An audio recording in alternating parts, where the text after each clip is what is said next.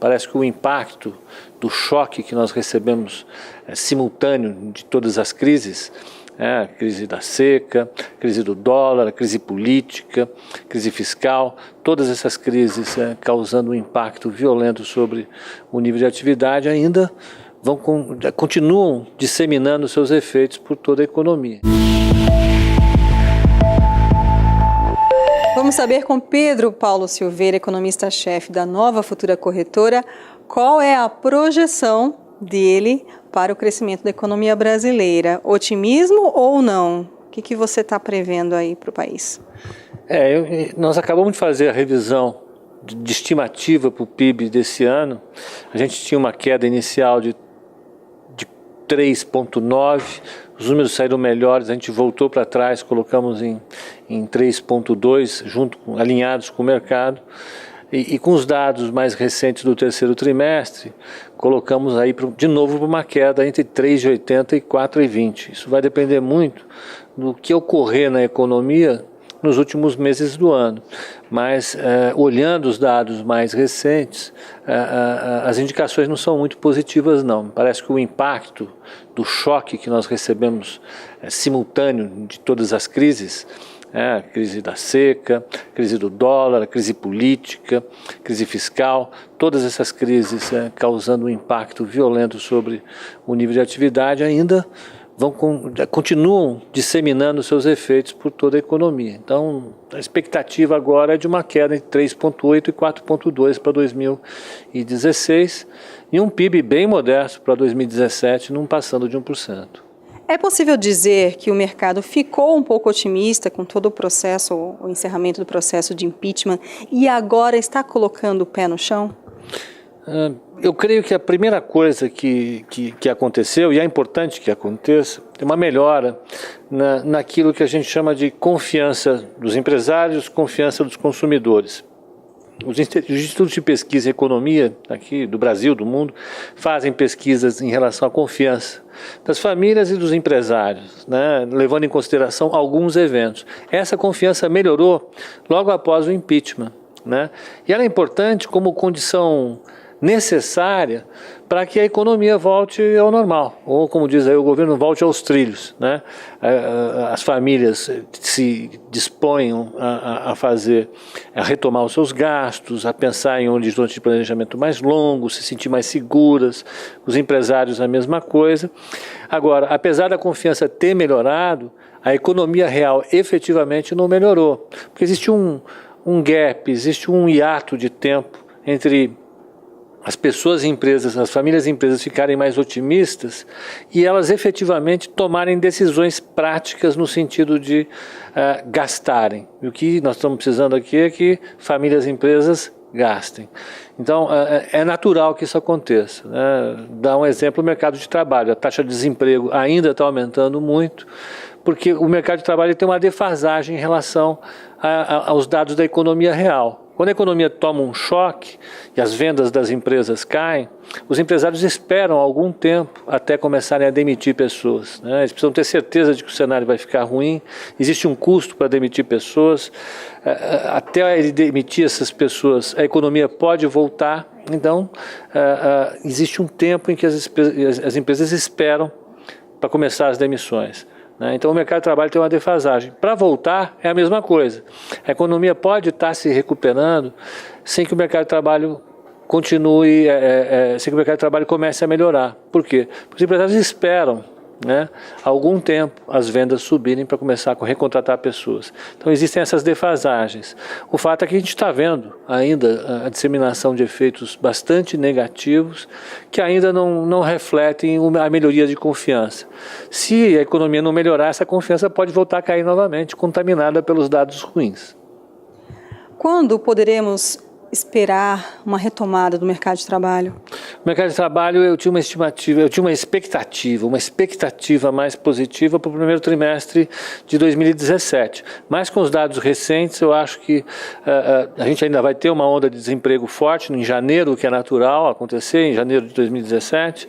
Agora, com esses dados ruins e com essa defasagem que eu te expliquei, né, se a economia começar a melhorar no primeiro trimestre, a gente pode pensar no mercado de trabalho melhor no segundo trimestre do ano que vem e bem melhor no terceiro trimestre.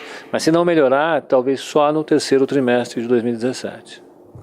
E sobre a arrecadação e os esforços do governo para ajustes?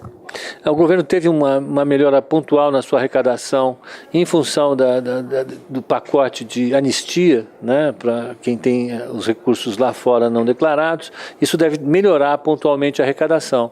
Mas a arrecadação ainda se ressente, né, da queda do nível de atividade. Com a queda do nível de atividade é menos gente contribuindo para a Previdência, porque as pessoas ficam desempregadas, menos contribuições para o imposto de renda, as empresas faturam menos, há menos recolhimento de impostos como IPI, como imposto de importação, a arrecadação cai fortemente. Ela caiu em 2 anos, coisa de 15%.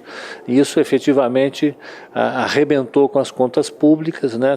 Levou o superávit primário à condição de déficit e deve continuar piorando enquanto a arrecadação não melhorar. E os ajustes fiscais?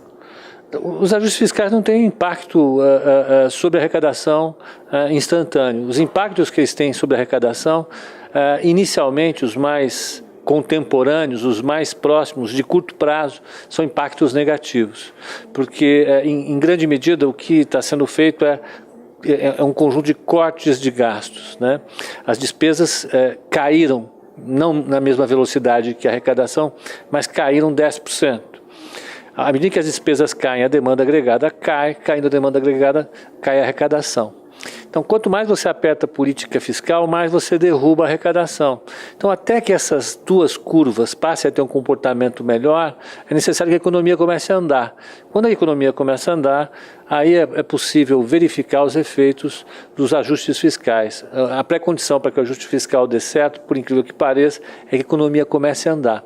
Alguns colegas insistem na tese de que o ajuste fiscal é pré-condição para a economia andar. Eu acho que eles estão um pouco equivocados. Na minha opinião, o ajuste fiscal ele só vai se verificar efetivamente quando a economia começar a decolar. Sua opinião sobre a política monetária do Banco Central? Eu acho que ela está seguindo o script, né? Está seguindo aquilo que eu esperava, levando em consideração o que tem em mente o presidente do Banco Central e os principais diretores, como Carlos Viana, o presidente Ilan Goldfein. Eles são bastante adeptos à teoria geral do sistema de metas de inflação. Nessa teoria geral, a confiança e a credibilidade do Banco Central são fundamentais. Então, esse primeiro período deles seria um período de retomada da confiança, de recompra da confiança junto à sociedade. Então, eles estão tomando uma postura mais cautelosa na derrubada dos juros, né? Estão respondendo à redução das expectativas inflacionárias e da inflação de maneira bastante suave, bastante cautelosa, para não parecer que eles estão sendo populistas, né, com a sociedade, né, e emitindo um sinal de seriedade no que diz respeito ao combate à inflação. Então a política monetária, para mim, atende exatamente ao script que eu esperava que fosse ser seguido. Como você vê a situação da economia externa até como base nessa retomada, nessa recuperação da nossa economia?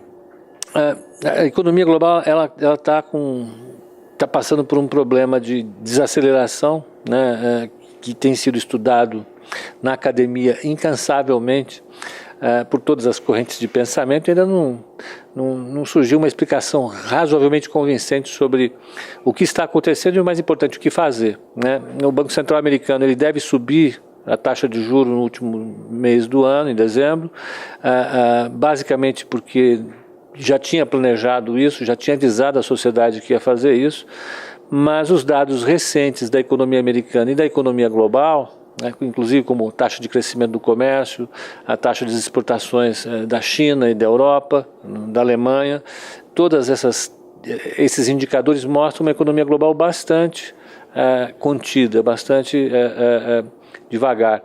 Isso vai ensejar pelo menos duas coisas. O Banco Central Europeu e o Banco do Japão vão continuar empurrando liquidez para a economia global e mantendo o juro bem baixo, né? E a economia americana e o Banco Central americano vai reagir de maneira muito lenta, muito mais lenta do que o mercado espera, no processo de elevação da taxa de juros. Então eu acho que apesar das inconstâncias do mercado, do nervosismo, porque a liquidez é muito alta, a economia vai andar devagar e os bancos centrais vão continuar empurrando liquidez para a economia e deixando as taxas de juros muito baixas. Economia chinesa. A economia chinesa é o maior mistério de todos, porque ela tem uma relação muito grande com a economia global, que está devagar, né? E os impulsos que o governo chinês tem tentado jogar para a economia têm um efeito limitado. Então, eu acho que a economia chinesa ela vai continuar mantendo, ao longo da sua trajetória, esse ritmo, essa velocidade de 6,7% ao ano de crescimento, 6,5%, 6,7%, 6,8%, não mais, não menos, vai ser por aí, o que não é nenhuma coisa maravilhosa, porque afinal isso não melhora, se não piora a economia global, também não ajuda a tirá-la do buraco. Então a economia chinesa vai ficar muito dependente do cenário dos outros grandes grupos, né, de países do mundo, né? Ela não vai contribuir positivamente. Pedro Paulo Silveira, muito obrigada por mais essa participação sempre tão especial aqui para nós da Ducascope TV. Eu agradeço o convite. Luciane Miranda, para a Ducascope TV.